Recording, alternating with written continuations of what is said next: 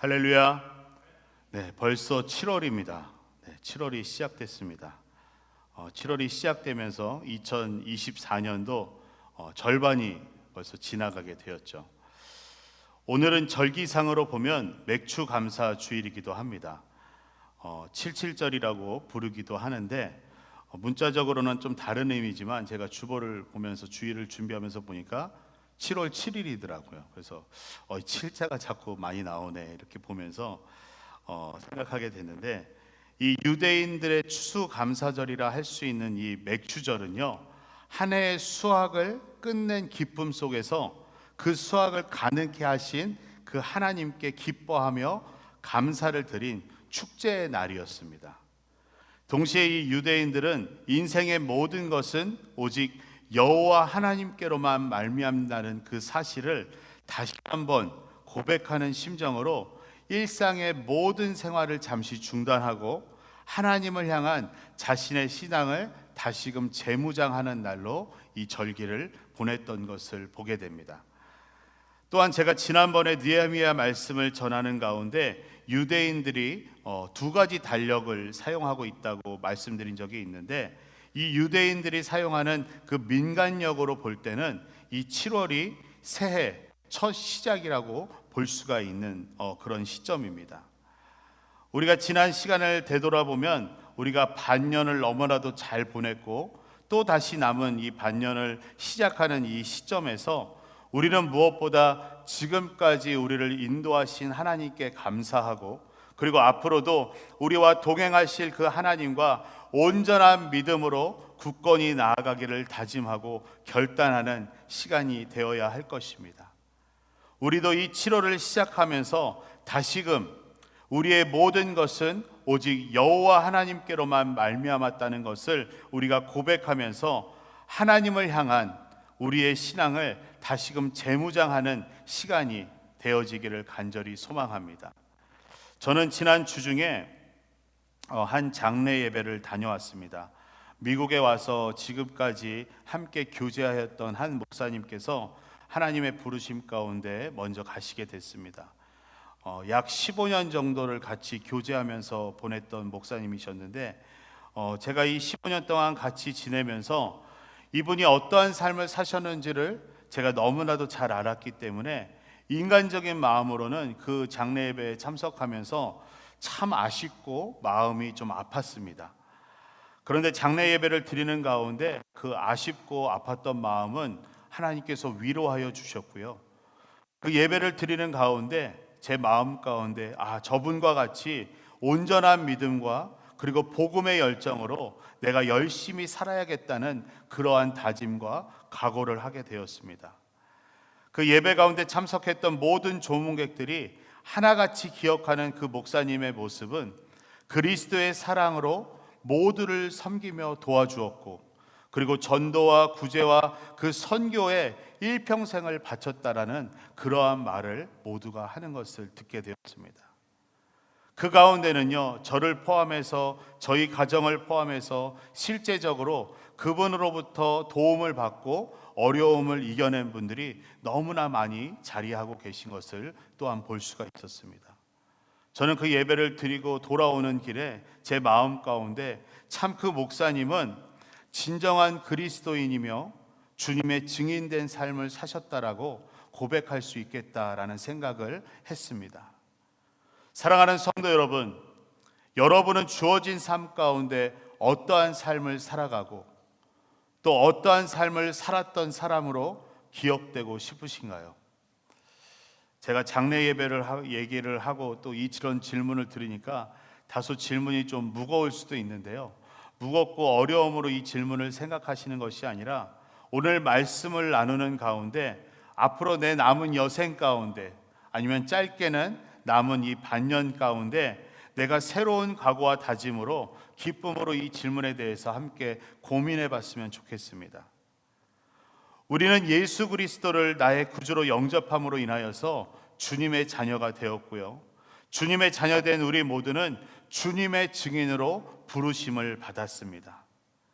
주님의 증인으로 부르심을 받았다라는 것은 세상 가운데서 참된 그리스도인으로서 삶을 살아야 하고요, 나아가서 그러한 삶을 통하여서 복음을 증거하는, 복음을 전하는 전도자의 삶을 살아내야 하는 것입니다. 즉 하나님의 자녀인 우리는, 예수님의 제자된 우리는 모두 주님의 증인으로서 전도자의 삶을 살아내야 하고요, 모두에게 전도자로 기억되는 삶을 살아야 하는 것입니다. 그런데 제가 여기서 말씀드리는 이 전도자는 무조건 나가서 전도만 하는 사람을 이야기하는 것이 아닙니다. 전도자의 삶은 하나님께서 각 사람에게 주시는 그 능력대로, 그 재능대로 각기 다른 모습이고 여러 가지 모습으로 이 복음이 증거되어지는 그 삶을 얘기하는 것입니다. 그렇기 때문에 전도를 몇 명 했는가가 중요한 것이 아니라 내 삶을 통하여서 얼마만큼 복음을 증거했느냐, 내 삶을 통하여서 얼마만큼 예수 그리스도를 증거하였느냐를 보여줘야 된다는 것이죠. 그러한 전도자로서의 삶은 서로의 모습이, 서로의 삶이 다를 수 있습니다. 그러나 주님께서는 우리를 전도자로 부르시고 세우시면서 아주 기본적인 모습들로 우리 가운데 갖춰야 할 것들을 보여주고 계신 것을 우리는 말씀 가운데 발견할 수가 있습니다. 그 기본적인 모습이 바로 오늘 본문을 통해서 우리는 보게 되는데요, 오늘 본문 마가복음 6장 7절로 13절의 말씀을 통하여서 예수님께서는 이 제자들을 부르시고 그들을 전도자로 세우시는 네 가지 단계를 우리 가운데 보여주십니다. 그 첫 번째 단계는요, 혼자가 아닌 동역자와 함께 세우신다는 것입니다. 7절 말씀을 보시면요, 이렇게 말씀합니다. 12 제자를 부르사 둘씩 보내시며. 예수님께서 제자들을 불러 모으시는 그 광경을 우리가 다시 한번 기억해 보면, 예수님께서는 제자들을 불러 모으실 때 한 사람씩 개인적으로 부르셨습니다. 그들을 부르신 다음에 함께 모여서 12 제자가 되었을 때는 하나의 공동체로서 하나된 그러한 모습으로 함께 있었죠. 그리고 이 복음 증거를 위해서 예수님께서 전도하러 내보내시면서는 각각 한 사람으로 다시 한번 보내는 것이 아니라 둘씩 짝을 지어서 보내시는 모습을 우리는 보게 됩니다. 주님께서는 우리와 관계 맺는 것을 원하시고 그 관계를 아주 중요하게 생각하십니다. 물론 우리가 신앙생활을 하면서 한 사람의 개개인의 신앙도 매우 중요하지만 이 개인적인 신앙만으로는 주님께서 원하시는 그 관계를 우리가 온전히 맺어갈 수가 없습니다. 전도서 4장 9절로 10절의 말씀을 보면요, 우리 함께 읽어볼까요? 두 사람이 한 사람보다 나음은 그들이 수고함으로 좋은 상을 얻을 것임이라. 혹시 그들이 넘어지면 하나가 그 동물을 붙들어 일으키려니와 홀로 있어 넘어지고 붙들어 일으킬 자가 없는 자에게는 화가 있으리라. 아멘. 예수님께서 이 둘씩 짝을 지어서 내보내신 것의 가장 중요한 핵심은요, 바로 둘이 함께 전도하면서 서로 간에 인격적으로, 서로 간에 영적으로 성숙해질 수 있게 하기 위한 예수님의 전략이셨습니다. 이 전도서의 말씀과 같이 두 사람이어야지만이 한 사람이 넘어질 때 다른 한 사람을 일으켜 세워줄 수 있고요, 그 사람을 격려할 수 있고요, 하나님의 말씀을 지켜서 서로 간에 사랑과 섬김을 실천할 수가 있기 때문입니다. 혼자 서 있으면 사랑을 실천하기 힘들고요, 섬김을 실천하기가 힘듭니다. 그러나 가장 기본적인 관계를 이루는 이 두 사람이 있을 때는 그 가운데 온전한 관계로서 사랑과 섬김의 실천이 이루어진다는 것이죠. 그리고 그러한 서로의 사랑과 격려로 함께 할 때 이 전도서의 말씀처럼 더 좋은 상을 얻게 된다라고 말씀하고 있습니다. 만약에 가장 기본이 되는 이 관계의 이 두 사람 사이에서 서로 간에 사랑이 없고 서로 간에 용서가 없다면 그들이 과연 진정한 복음을 전할 수 있겠으며 누구에게 복음을 전할 수 있겠습니까? 온전한 관계 가운데서 온전한 복음의 능력이 나타납니다. 그렇기 때문에 이 관계를 중요하게 여기시는 예수님께서는 둘씩 짝을 지어서 전도하러 내보내시는 그러한 모습을 보게 됩니다. 우리가 전도에 대해서 이야기할 때 전도의 방식이나 이 전도 트렌드가 시대에 맞게끔 변화해 간다라는 말들을 하고 있는데요. 요즘에 아주 좀 오래됐지만 계속해서 지금까지 전도 방법 중에서 가장 잘 전도되는 이 방식과 트렌드는 바로 관계 전도라고 이야기합니다.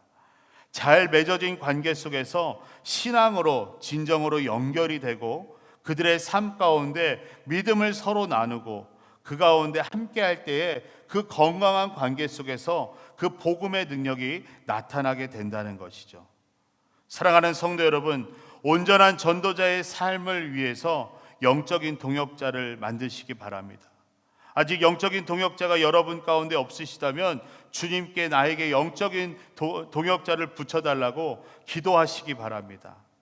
우리가 함께 신앙생활하면서 영적인 교제를 나누고 함께 전도하러 나갈 수 있는 그러한 영적인 동역자가 여러분에게 있다는 것은 너무나 놀랍고 감사할 수 있는 축복인 것입니다. 그러한 은혜가 우리 안에 모두 있어지기를 간절히 소망합니다. 두 번째 단계는요, 예수님의 능력을 받는 것입니다. 계속해서 7절 말씀을 보시면 더러운 귀신을 제어하는 권능을 주시고 라고 말씀하고 있지요. 우리가 전도를 하게 될 때 한 번쯤은 경험하게 되는 그런 경험이 있습니다. 아마도 전도를 해보신 분들은 다 경험해 보셨을 거라고 생각이 되는데, 전도를 시작하면 가장 먼저 만나게 되는 대상이 있습니다. 누굴까요? 전도를 하면 가장 먼저 일어나는 역사가 있습니다. 무슨 역사일까요? 바로 사단입니다. 전도를 하고 복음을 증거하게 되면 사단을 만나고 사단의 역사를 경험하게 되는 것을 보게 됩니다. 이 전도의 현장 가운데는 복음이 증거되는 곳에는 사단이 분명 나타나고 역사합니다. 특히나 이 선교사님들의 간증을 통해서 듣게 되면 선교지에서 이와 같은 일들이 너무나도 많이 일어나고 있다고 말씀하고 있는 것들을 듣게 됩니다. 저도 단기 선교를 많이 다녀봤는데 그 선교지 땅 가운데서는 너무나도 열악하고 극악한 상황이다 보니까 그 가운데 복음이 증거되고 예배가 드려지려고 하면 온갖 생각지도 못했던 그 사단의 방해들이 이루어지고 그것들을 경험하게 되는 것을 기억해 볼 수가 있습니다. 그러나 선교지뿐만이 아니라 우리가 살아가고 있는 이 삶 가운데서도요, 우리 주변에서도 이 사단의 역사는 계속해서 일어나고 있습니다. 다만 우리가 영적으로 민감하지 못하고 대수롭게 여기지 않기 때문에 그것을 잘 느끼지 못할 뿐인 것입니다. 이 사단은 늘 우리가 예수님의 명령을 지켜 행할 때 그 말씀에 순종치 못하게 하기 위하여서 그 무엇보다도 앞장서서 우리를 방해하고 가로막습니다. 이것이 바로 사단의 주특기이죠. 예수님의 사역의 여정 가운데 예수님께서 기적을 행하시고 능력을 나타내신 그 사건들을 우리가 가만히 들여다보면 그 가운데는요, 하나같이 귀신 들린 자들이 있었다거나 악한 영들이 있었다거나 그런 악한 영들이 등장하는 것을 우리는 보게 됩니다. 예수님께서 이 제자들을 전도하기 위해서 내보내실 때는 그곳에 어떠한 일들이 일어날지를 분명히 아셨습니다. 너무나도 잘 아셨기 때문에, 그렇기 때문에 그저 둘씩 짝을 지어서 보내는 것으로 끝나는 것이 아니라 둘씩 짝을 지어서 가려는 이 제자들에게 예수님의 권세와 예수님의 능력을 함께 주시면서 이 제자들을 전도하러 내보내시는 것입니다. 사랑하는 성도 여러분, 여기 모인 우리는요, 이미 예수님의 권세를, 예수님의 능력을 받은 자들입니다. 믿으십니까? 안 믿으시네요. 네. 우리가 예수 그리스도를 나의 구주로 영접하고 우리가 예수님을 나의 아버지로 고백하는 순간 우리는 이미 예수님의 권세를, 예수님의 능력을 받은 자들입니다. 우리는 이것을 믿음으로 나아갈 수 있어야 됩니다. 그렇기 때문에 우리의 상태는 언제든지 복음을 증거하러 나갈 수 있도록, 그리고 예수님의 능력과 권세를 입은 자들임을 우리는 날마다 고백하면서 우리가 주님께서 원하실 때에 달려나갈 수 있어야 하는 것입니다. 그것을 믿고 나아가는 우리에게는요, 어떠한 사단의 역사가 있더라도 그 가운데서 우리는 반드시 승리할 수 있고 그 가운데서 복음의 능력이 나타나게 되는 것입니다. 복음이 증거되는 것은요, 내가 하는 것이 아니라 내 안에 계신 그 주님의 능력이 나타나는 것입니다. 그저 우리는 도구로 사용되질 뿐 우리를 통하여서 주님의 능력과 권세가 나타나게 되는 것이죠. 날마다 그러한 믿음으로 나아갈 수 있는 우리 모두가 되기를 간절히 소망합니다. 세 번째로 보시면, 세 번째 단계는 주님의 명령에 순종하는 것입니다. 오늘 본문 8절로 9절의 말씀을 보시면 이렇게 말씀합니다. 명하시되 여행을 위하여 지팡이 외에는 양식이나 배낭이나 전대의 돈이나 아무것도 가지지 말며 신만 신고 두 벌 옷도 입지 말라 하시고 라고 말씀하고 있죠. 예수님께서 제자들에게 전도하러 내보내시면서 제자들에게 허락되는 것은 오늘 말씀 가운데서는 오직 지팡이와 신발뿐인 것을 보게 됩니다. 하지만 동일한 본문을 다루고 있는 이 마태복음이나 누가복음을 보면 이 지팡이와 신발마저도 허용치 않는 것을 보게 됩니다. 아니, 어떻게 전도하러 가는데 이 말씀에서 보면 이 전도 여행을 위하여서 지팡이와 신만 신고 가라는 이 말씀 이해가 되시나요? 제가 주중에 우리 가족들과 함께 여행을 다녀왔습니다. 캠핑을 다녀왔는데 2박 3일 캠핑이었는데 식구가 4식구밖에 안 되는데 저희 미니밴 뒤에가 꽉 차더라고요. 네. 짐을 싣다 보니까 좀 짐을 줄여야겠다는 생각에 이번에는 음식이고 뭐고 다 싸가지 말고 그 동네에서 사 먹자라는 마음으로 짐을 간소화했는데 간소화해도 트렁크가 꽉 찼더라고요. 저는 이 말씀을 계속해서 묵상하면서 되새겨보면 어떻게 사람이 여행을 가는데 이보다 더 안 가져갈 수 있을까? 그런데 예수님께서는요, 전도하러 가는 그 발걸음 가운데 아무것도 가져가지 말라는 그 말씀을 우리 가운데 하고 계신 것입니다. 오늘 말씀 가운데 지팡이와 신발이만이 허용되고 있다는 것을 보게 되는데 이것은 당시 지역적인 특성으로 인하여서 산길을 오르고 내리는 일이 많았기 때문에 그나마 지팡이와 신발이 이야기되고 있는 것이지 다른 말씀에서는 이마저도 허용되지 않고 있다는 것입니다. 그런데 지팡이가 포함되든 신발이 포함되든 포함되지 않든 우리 가운데 그것이 중요한 것이 아니라 예수님께서 이와 같은 명령을 하시는 의도는 그저 복음을 전하러 가는 그 발걸음 가운데 가장 기본적으로 필요한 것만 가져가라는 것입니다. 즉 전도자로서 나아갈 때 어떠한 의식주를 걱정하거나 무엇을 챙겨가는 것이 필요하지 않다라는 것입니다. 그저 복음에만 집중하면서 복음 증거하기 위해서 최소화하라는 것이죠.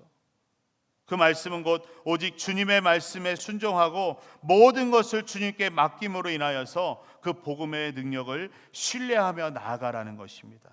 그리하면 그 가운데 하나님께서 채우시고 하나님의 능력과 기적을 경험하게 된다는 것입니다.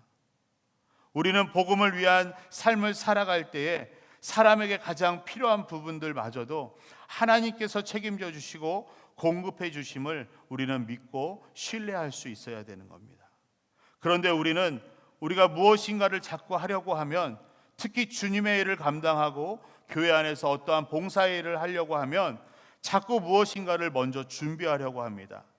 그리고 그 준비가 다 되어야지만 교회 일을 하려고 하고 전도하려고 하고 봉사하려고 하고 섬기려 하고 그러한 모습들이 우리 가운데 나타나는 것을 보게 됩니다. 물론 우리가 하나님의 일을 감당할 때에 신중하게 기도하면서 준비하는 것도 필요하지만 심지어 주님께서 우리 가운데 마음을 주시는데도 우리가 거부하고 자꾸 시간을 끌 때가 있습니다. 우리가 자꾸 무엇인가를 준비하려고 하고 하나님 아직 준비가 되지 않았습니다 라고 말하면서 온전히 순종하지 못하는 그러한 우리의 모습도 있는 것을 보게 됩니다. 그런데 주님께서 보시기에는 우리가 준비하는 것들이 다 필요 없는 것들일 수가 있습니다. 우리는 이미 예수 그리스도의 이름으로 세례를 받고 성령의 권능을 받아서 예수님의 증인으로 전도자로 부르심을 받은 자들입니다. 그런데 자꾸 증인된 삶을 살기 이전에, 전도자의 삶을 살기 이전에 무엇인가를 자꾸 우리 힘으로, 우리의 능력으로 준비하려고 하고 아직 때가 아니라고 말하면서 시간을 보내려고 하고 있습니다. 예수님께서 우리 가운데 말씀하실 때는요, 너는 세례도 받았고 내가 성령의 권능도 다 주었으니까 내일이든지 다음에든지 내년에든지 너가 준비되는 대로 아무 때나 복음을 전하러 가면 돼 라고 말씀하지 않으셨습니다. 우리 주님께서는 우리 가운데 모든 것들을 허락하시고 우리가 가진 것이 없어도 준비가 되지 않았더라도 주님만을 신뢰하면서 순종함으로 나아가기를 원하시고 기다리고 계신 것이죠. 주님은 이미 우리 가운데 다 주셨고요, 주님을 신뢰하며 순종함으로 나아갈 수 있는 그 믿음을 보시고 원하시는 것입니다.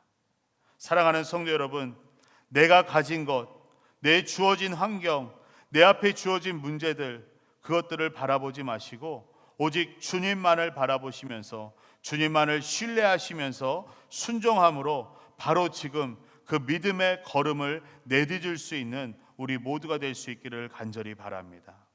마지막으로 네 번째 보시면, 네 번째 단계는 환영과 핍박을 각오하는 것입니다. 오늘 본문 10절에서 11절 말씀 보시면, 또 이르시되 어디서든지 누구의 집에 들어가거든 그곳을 떠나기까지 거기 유하라. 어느 곳에서든지 너희를 영접하지 아니하고 너희 말을 듣지도 아니하거든 거기서 나갈 때에 발 아래 먼지를 떨어버려 그들에게 증거를 삼으라 하시니 라고 말씀합니다. 이 10절의 말씀은 이 전도자에게 있어서 환영을 받는 상황이고요, 11절의 말씀은 이 전도자에게 있어서 거절과 핍박을 받게 되는 상황입니다.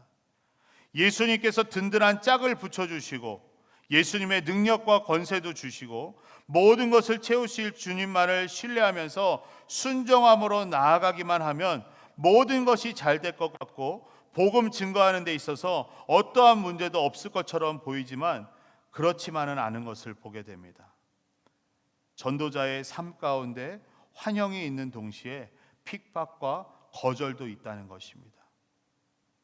이 핍박과 거절이 있음을 우리는 각오해야 하는 것입니다. 왜냐하면 우리는 주님을 믿고 있는 또 다른 성도나 또 다른 믿는 자들에게 나아가는 것이 아니라 예수 그리스도를 알지 못하는 죄인된 자들에게, 아직 어두움 가운데 살아가고 있는, 죽어가고 있는 그 영혼들에게 다가가기 때문에 그들로부터 핍박과 거절이 있을 수 있는 것을 우리는 각오해야 된다는 것입니다.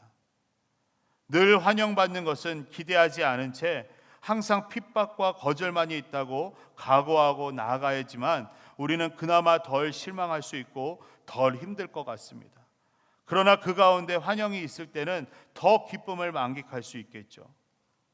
그런데 가만히 보면요, 아마도 우리 이전의 믿음의 이 선조들과 이전의 전도자들이 주님을 따르는 이 믿음의 삶 가운데에 핍박을 당하고 거절을 당하는 것을 두려워하고 무서워했다면 아마도 오늘날 우리에게까지 이 복음은 증거되지 않았을 수도 있습니다. 우리 또한 주님을 따르고 증거하는 이 삶 가운데 나아갈 때에 우리 가운데 어떠한 핍박이 있든지 우리는 그 핍박을 당하고 거절을 당하는 것을 두려워하고 무서워하지 않아야 되는 것입니다. 우리가 그것을 무서워하고 두려워한다면 아마도 우리는 주님 오시는 그날에 끝까지 승리하지 못할 것입니다. 핍박과 거절로 인하여서 우리의 마음은 약해질 수 있습니다. 그러나 분명한 것은요, 그것을 각오하고 우리가 더욱더 전도함으로 주님의 증인된 삶을 살아갈 때에는 그 가운데 우리의 믿음은 더욱 강하게 된다는 것입니다. 사랑하는 성도 여러분, 전도자의 삶 가운데 환영과 핍박을 겸허히 받아들이시면서 무너지지 않는 견고한 믿음으로 최후 승리를 이룰 수 있는 우리 모두가 될 수 있기를 간절히 바랍니다. 자, 이제 오늘 본문의 결론입니다. 예수님께서 제자들을 이 네 단계를 통하여서 전도자로, 주님의 증인으로 준비시키시고 그들을 파송하자 놀라운 일이 벌어지게 되는 것을 우리는 말씀을 통해서 확인하게 됩니다. 오늘 본문 12절로 13절 말씀입니다. 우리 함께 읽어볼까요? 제자들이 나가서 회개하라 전파하고 많은 귀신을 쫓아내며 많은 병자에게 기름을 발라 고치더라. 아멘. 예수님으로부터 준비된 이 전도자들은 나아가 회개하라 전파했고 많은 귀신들을 쫓아냈고요, 많은 병자들을 고쳤습니다. 복음이 전파되는 곳에 주님의 능력과 권세가 정말로 나타난 것입니다. 이 말씀 가운데는 그 어느 제자도, 그 어떤 전도팀도 예수님께 핑계대지 않았고 모든 상황들을 무서워하며 도망갔다라는 말씀은 기록되어 있지 않습니다. 주님의 명령대로 나아가서 외쳤고 전했습니다. 그리고 그곳에서 하나님의 능력이 나타났고 자신들도 하나님을 경험하게 되었습니다. 그리고 주님의 능력은 그것으로 끝나지 않았습니다. 복음이 증거되는 것으로 끝나지 않았고요. 귀신이 쫓겨가는 것으로 끝나지 않았고요. 병자가 고침받는 것으로 끝나지 않았습니다. 더 나아가서 어떻게 되었나요? 바로 오늘 말씀의 제목입니다. 14절 말씀 우리 큰 소리로 한번 함께 읽겠습니다. 이에 예수의 이름이 드러난지라. 한 번 더 읽겠습니다.